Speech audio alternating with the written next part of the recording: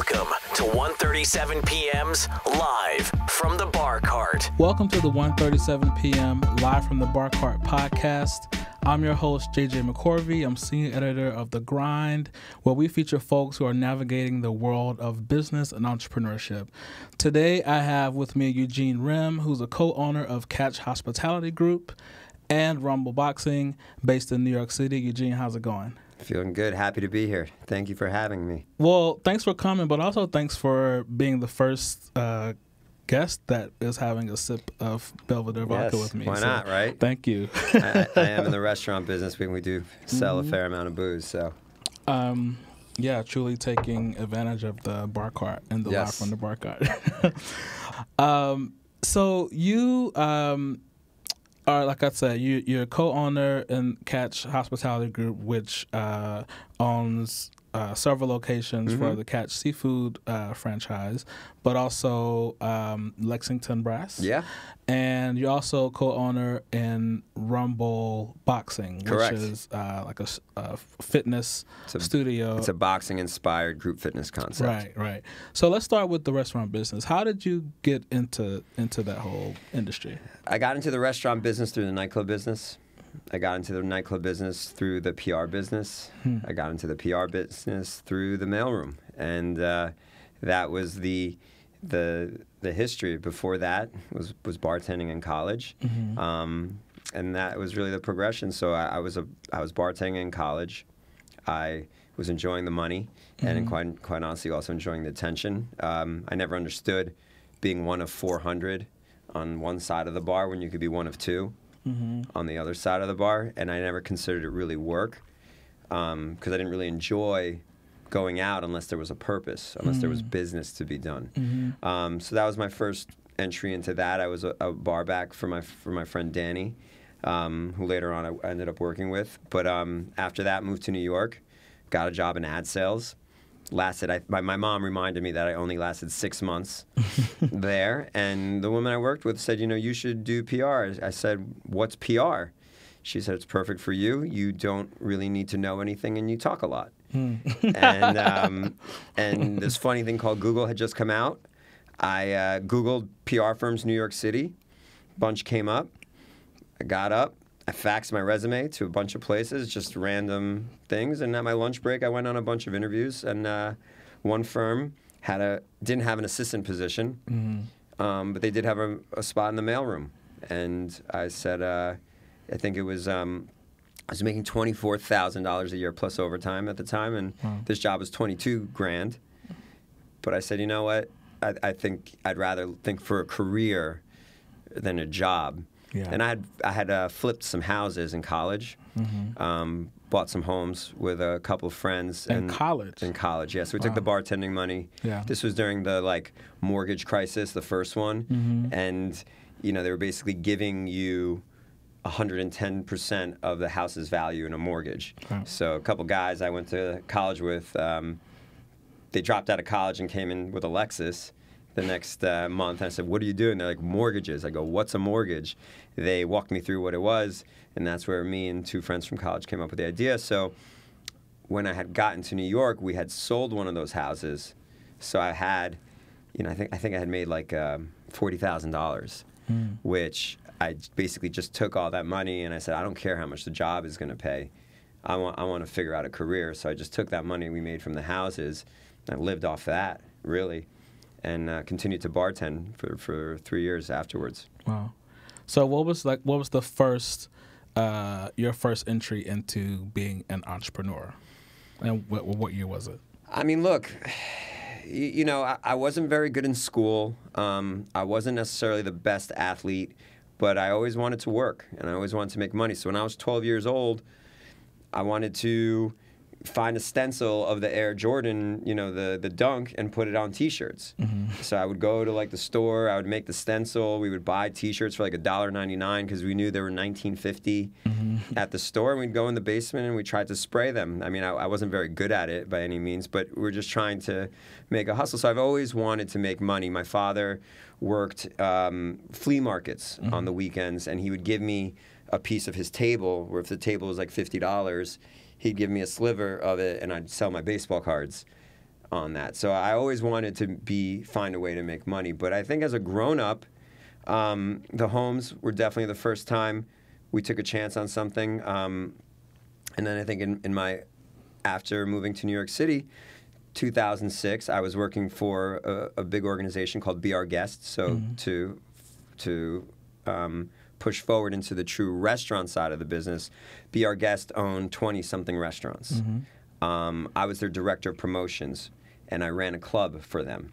But I was 25 years old. I had this really cool job, and I got to spend a lot of time with the CEO and owner, and he had a liking to me, and he was super kind to let me join him on a bunch of meetings. And someone offered me a nightclub below a restaurant that was opening right down the street from where I was, and I went for it.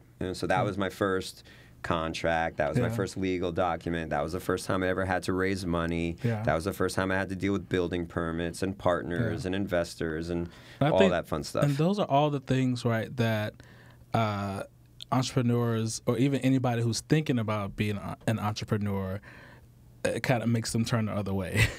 So how did you like know where to go and who to ask? Well, here's why you don't turn the other way. Because when you're young, you're stupid. And stupid is good sometimes. Because if you know, most people, when you say, I got an idea for a business, and they naysay it, right? They say it doesn't work. It's an easy thing to say it's not going to work because they'll probably be right no matter what 98% of the time. So it's super easy to say why not to do something. It's very hard to say why to do something. So when you're young, you just don't know. And you just go. And some of it, you can call it God, you can call it luck, you could call it blind faith, you can call it everything lining up. But if I really knew how hard it would be to open up a nightclub, I don't know that I would have opened up a nightclub. Catch specifically. Second floor, third floor, fourth floor. No ground floor presence. Small elevator. 8-foot ceilings. 12,000 square feet. Wow. If I knew the revenue that we would have to do to be successful there, no person in their right mind would ever do that. But we didn't have the knowledge of the P&L. We were just like, this is a dope spot. We like it. We can take it today. Let's just keep going. So sometimes it's okay to be dumb or not educated, because that's that moment where you can take a chance, and that's that opportunity where you could go against the grain of what is supposed to happen. What you're supposed to do is fail. Totally. That's what you're supposed to do. I use the word thirsty all the time. You can't teach thirst. Now, look, I think this generation, specifically this generation, they overdo that sometimes, where they think it's okay to just ask anyone for everything at all times. I think it's really important. Any job I've ever had, I never go into a job and say, can you please hire me and pay me money for my education? That's sometimes ridiculous. However, if you walk into a job and say, hey, if you hire me, I will generate revenue. I will add value. I will find a way to make your life easier. So it has to be mutually beneficial. This generation a little bit is too much on the super aggressive, hey, we should meet up. You can do this for me. You can do that for me. You can do this for me. Like, the question really needs to switch. When you meet someone, what can I offer for you? That's really the question that young people, entrepreneurs, need to be asking when they meet someone. And yes, sometimes you do just need a mentor. But mentors want to mentor. It's important for them. So there is a value even in that. So I think it has to have a real understanding of what you're asking for, and is it a mutual thing? You know, I was also 23 when I picked up and moved from Mississippi, and like, you know, moved to New York without a job, and like, you know, my family told me I was crazy, and they were mad at me for leaving the family. That's right. But to your point, like, there are a million reasons you can think why not to do something, and they're usually right. Like that's why it's an easy answer. Like nothing dope ever happened by doing the obvious. Nothing dope ever happened by staying in your hometown. Nothing dope ever happened by just not doing anything. You know, my business partner Mark and myself, we all used to say, like, well, what do you want to do tonight? You want to go to this thing?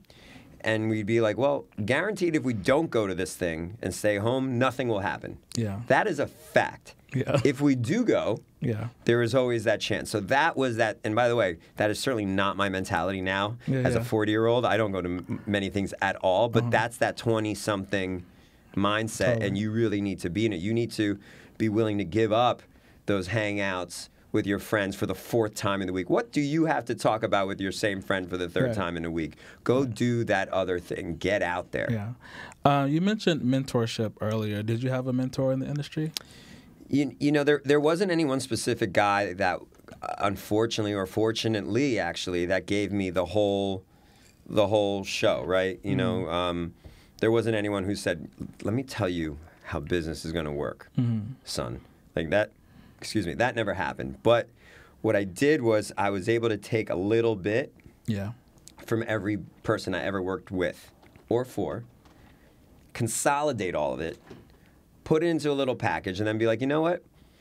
I like this from you. I like that from you. I like this from you. I like that from you. And then really take it into myself. And that's really, to me, the best way to do it, because there is no perfect person. Yeah. And there is no grander version of you, which then you want to become. I mean, I think that's the key, is that you take a little bit from everyone, but you got to make it your own. Yeah. At least for me, I've never seen anyone who's exactly like anyone else. They're all slightly different. Yeah. So I want to talk about Catch a little bit more. Right. So you were describing it a little earlier, and just how big the space is. Catch is very well known in New York City. It's located in the meatpacking district. Kind of set the scene for me. Like, what does Catch look like on the inside? Like, what's like a typical like Saturday night look like at Catch? Sure. So look, it's an office building. The ground floor is a Sephora. And there's a little side entrance on 13th Street with a simple door with a little sign above it. And it's a small hallway that leads to 2 small elevators. And you take it up and you have 3 floor options, 2, 3, or 4. 2 and 3 is your traditional restaurant, 2 floors, great bar, main dining room, set of stairs going up to the 3rd floor with an exposed kitchen where you can see the chefs cooking. And then the 4th floor is an indoor-outdoor rooftop. And that rooftop starts at lunch, transitions into dinner, and then transitions further into nightlife. And that's the entire space. It's super rustic, it's super timeless, classic, and then the rooftop is super clean and fresh. It's white, it's floral, and then the outside is beautiful. The 4th floor really is supposed to feel like summer 365. Yeah, that's great. Well, not too long ago, it wasn't quite a year ago, but close to a year, that the billion-dollar buyer himself, Tillman Fertitta, bought a 50% stake in Catch Hospitality Group, correct? I see an opportunity to kind of get in the weeds a little bit from a business perspective with that, because I do think when there's a company acquisition or like a merger and things like that, all the headline basically conveys is money, right? Right. So the headline is billion-dollar buyer buys, 50% stake in Catch Hospitality Group, right? But then you talk about some of the infrastructure and the systems that come along with that acquisition, right? And how, as a smaller company, now you have access to some of those larger systems and learning. So can you kind of outline that a little bit for, like, again, thinking of the younger entrepreneurs? Yeah, absolutely. I think it's really important for a young entrepreneur to remember, when you sell a piece of your business or you partner into a business, it doesn't mean you just got paid. Right. It's actually usually quite the opposite. It means now you have a massive upside in the long run.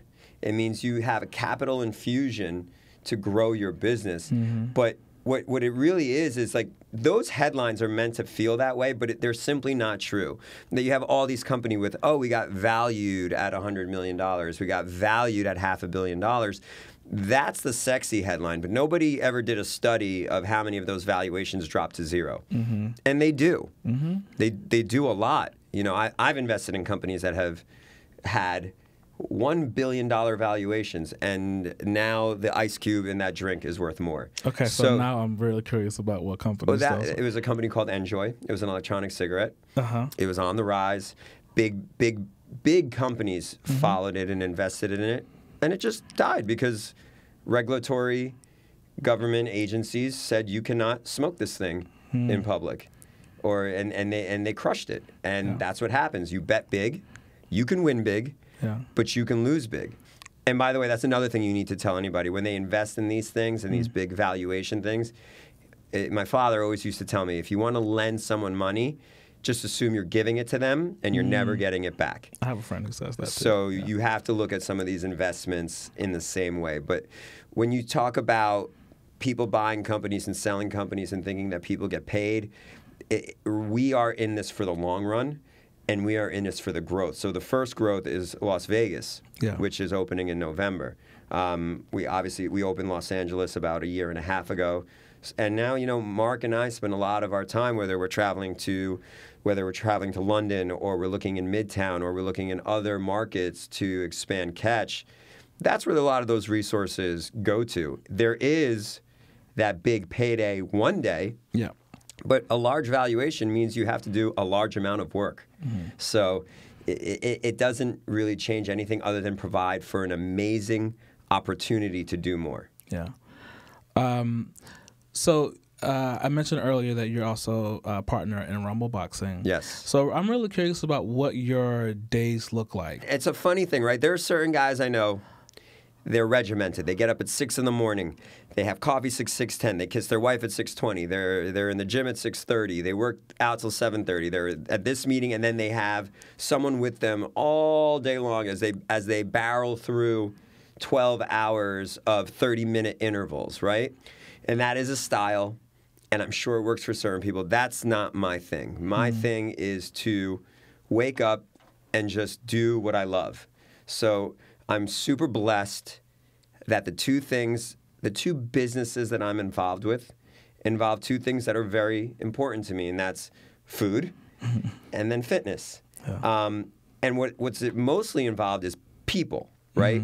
So I spend my entire day dealing with people, with challenges that they may have, things that they need to be better at, things that I would like to convey to them. I spend my entire day communicating and creating experiences. So, no, I mean, I want to tell you I'm sleep deprived. I want to tell you that, you don't understand how hard it is. I don't think I'm working. I think I'm just living. And I've always thought that way from the bartender, where I didn't think I was working when I was on the other end of that bar. The guys on the other side of that bar always were like, can't believe you have to work tonight. We should just want to go out. I would look at them as like, can't believe you're just going to go out and spend money and just stand there. Yeah, you feel like I'm having fun. So I'm having fun. So I really, and look, I'm 40 now. I've put in 20 years. This is where I'm at today. By no means was that my 20s.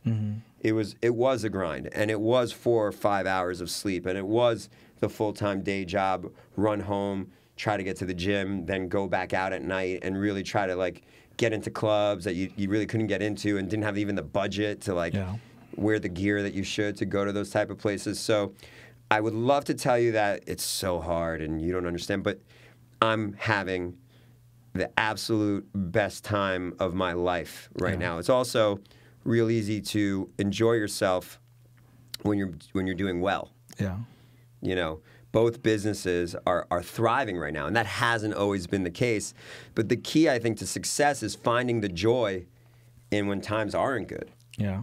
What were some of the darker times, if you can just give an example? I mean, look, I could sum it up real quick. There was a time where we had 15 places on our signature, right? It was really about the signature, the email signature, like catch here, catch there, this place, this club, this city, that city, right? And then 12 months later, we were down to 3. So I want to bring back the word stupidity because I think it's important, right?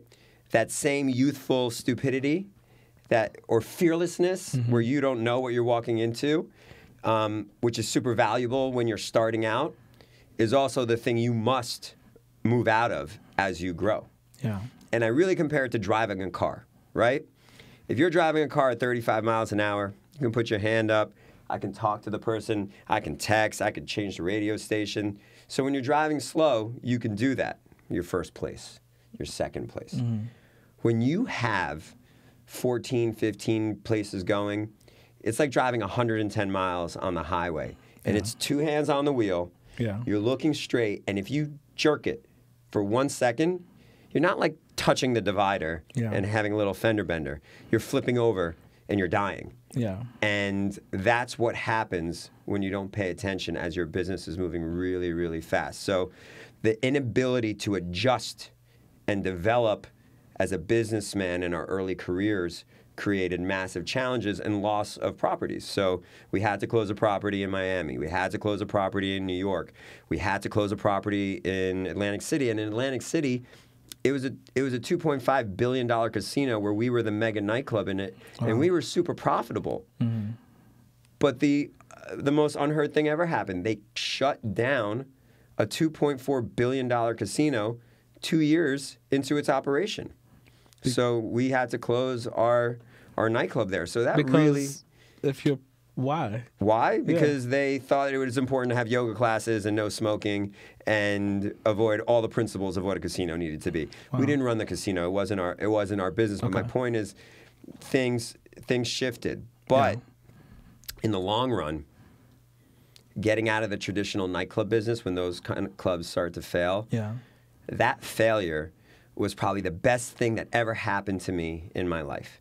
Now, again, real easy to say here, after the fact, when everything's great, but you have to remember that as a young entrepreneur, when you're going through these things, they're educations.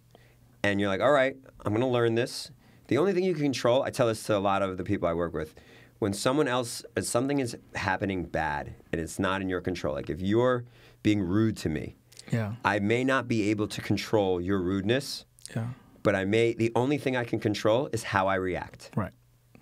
So the only thing that you can... That's a hard lesson to learn. That's right. Yeah. But an important one, and a simple one, by the way. Yeah. So when something terrible is happening, the only control you really have is how you're going to handle it. And that really creates the grit in how you develop and get better. And that's why I think it's important. So I know that Catch is expanding to new locations. You mentioned one earlier. You've gone from the standalone NYC flagship to LA, Dubai, Playa del Carmen, a couple more this fall, I think. How different are the new restaurants from the flagship, and how do you kind of adjust? They're not different. They're really, exactly they're exactly the same. So you don't adjust the menu? No, that's some nonsense that people say to get press on nonsense. We have great food. I don't know anybody in New York, LA, or Los Angeles that eats any differently. And we have 70 plus items on our menu. So quite honestly, what we have in every city will work for anyone. I mean, it's amazing food, and I don't think there's something for everybody in New York, LA, Vegas, Playa. What we're talking about is like literally 2% of the menu. And most of the time, it's just because you can't get a specific ingredient in a specific city. But other than that, we know who we are. We don't apologize for who we are.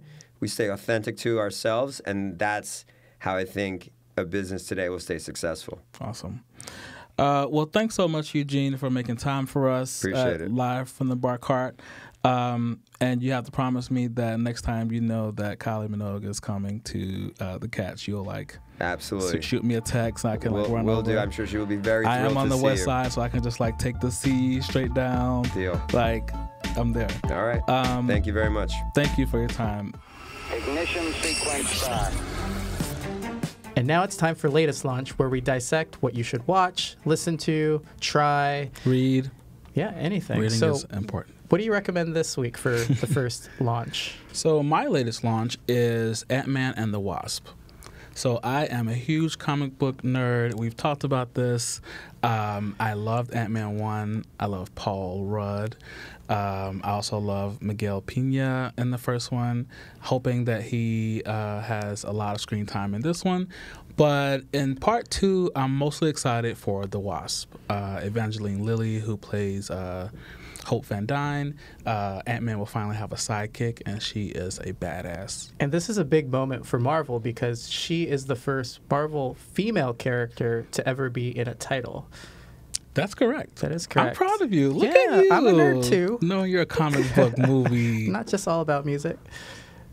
Speaking of music, that's my latest launch because I am all about music, actually. And this week, Chance the Rapper, who's very charitable throughout his history, announced that he's curating a lineup for the Special Olympics. So the 50th anniversary of the Special Olympics, he's throwing a benefit concert, which is pretty awesome. Jason Mraz will be performing. Chance himself will be performing. Who else? Usher, OAR, a lot of people that have yet to be announced. And the coolest thing is I've actually been to a Special Olympics, and just like a regular Olympics, it's very inspiring.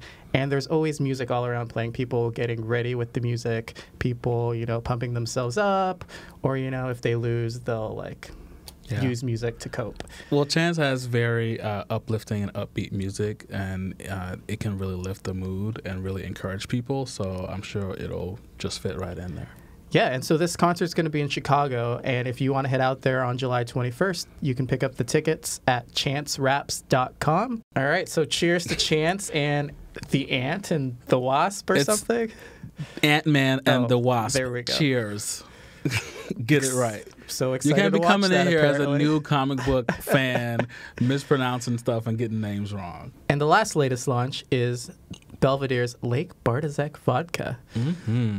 You're actually drinking it right now, JJ. Tell me about it. I am. It's so smooth, and there's a little smokiness to it, but also cool. So yeah, last time we had the Smokery Forest, and this time I'm drinking the Lake Bartizek. It's a little more subtle and more delicate than the Smokery Forest. They're both good, but I like how smooth this one is. And what makes it special is that all the ingredients come from one area in northern Poland, and you can actually serve it over the rocks, which is how we're drinking it right now, and it's that smooth that you can do it that way. And it also pairs really well with steak. All right. You fancy. I get a little fancy sometimes. And that's it for latest launch. Yep. So go see Ant-Man and the Wasp when it comes out. Go buy your tickets to Chance the Rapper's Special Olympics charity concert at chanceraps.com. And get you some Lake Bartizek by Belvedere. This is 1:37 p.m. If you want to own the future, start this minute. Live from the Bar Cart is a Gallery Media production.